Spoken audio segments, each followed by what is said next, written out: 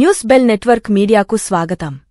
శ్రీకాకుళం జిల్లా పాతపట్నం నియోజకవర్గం కేంద్రంలో వైఎస్ఆర్సీపీ మాజీ ఎమ్మెల్యే, రాష్ట్ర క్రమశిక్షణ కమిటీ సభ్యులు శ్రీమతి రెడ్డి శాంతి అధ్యక్షతన బాబు షూరిటీ మోసం గ్యారంటీ కార్యక్రమాన్ని ఓ ప్రైవేట్ కళ్యాణ మండపంలో నిర్వహించారు.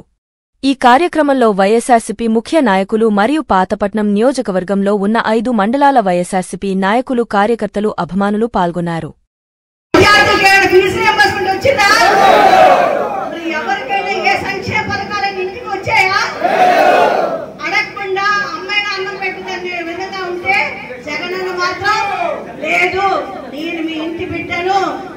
ప్రతి ఒక్కరికి న్యాయం చేయడమే నా ధ్యేయం, లక్ష్యాన్ని జగనన్న ఆ రోజు మనందరి కోసం కష్టపడి పనిచేస్తే ఈ రోజు భూ కబ్జాలు, ఇసుక వ్యాపారాలు, మద్యం వ్యాపారాలు, పేదవాళ్ళు పతనమే.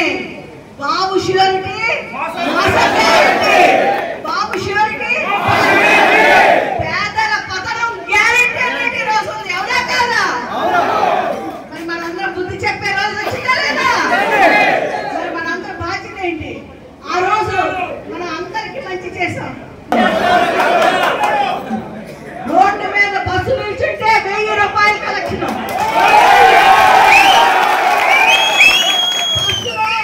సీటు ఫ్రీ కావాలా వద్దా? అతనికి మీ దగ్గర స్థలం ఉంటే మీ స్థలం లాక్కోడు, ఆయన దగ్గర ఏమైనా ఉంటే ఇల్లు లాక్కోడు, ఎవరైనా ట్రాన్స్ఫర్కి వెళ్తే ట్రాన్స్ఫర్ కోసం విపరీతం కష్టాలు పెట్టడం, ప్రతి దగ్గర భూ కబ్జాలు, ఇసుక వ్యాపారం ఎంత స్వేచ్ఛగా జరుగుతున్నాయంటే పక్కనే ఉన్న మన పర్లాకి కొన్ని టన్నులు తీసుకెళ్తుందా లేదా?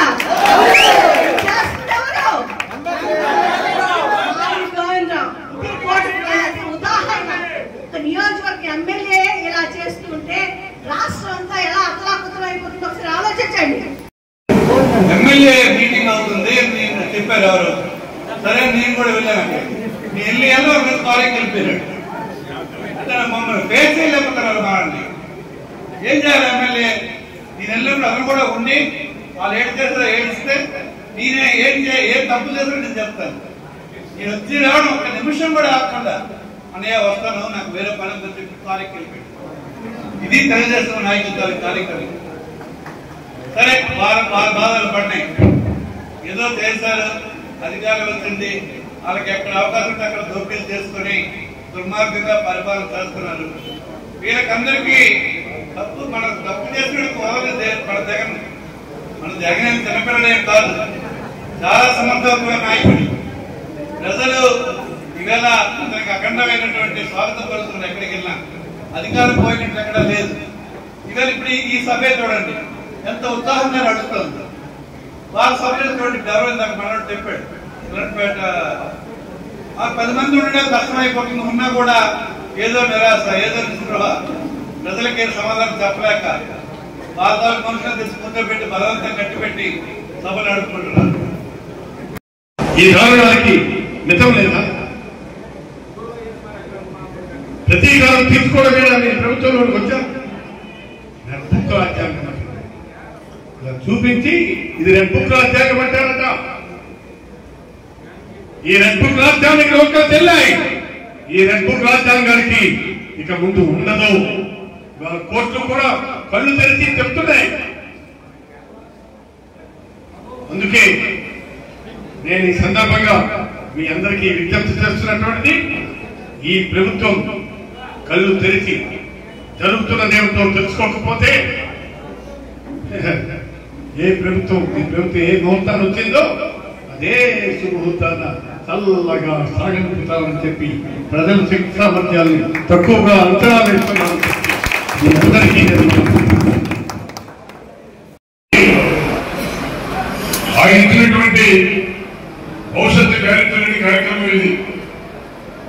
ఈ రాష్ట్రంలో 1,80,00,000 మంది ఆడపిల్లలు ఉన్నారు.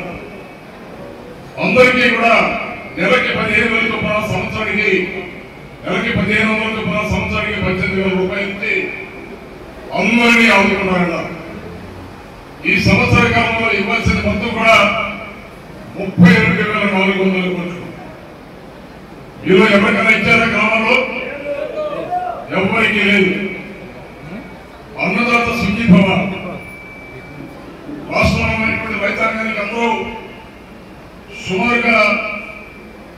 54 లక్షల మంది రైతాంగం సుమారుగా ఉన్నారు.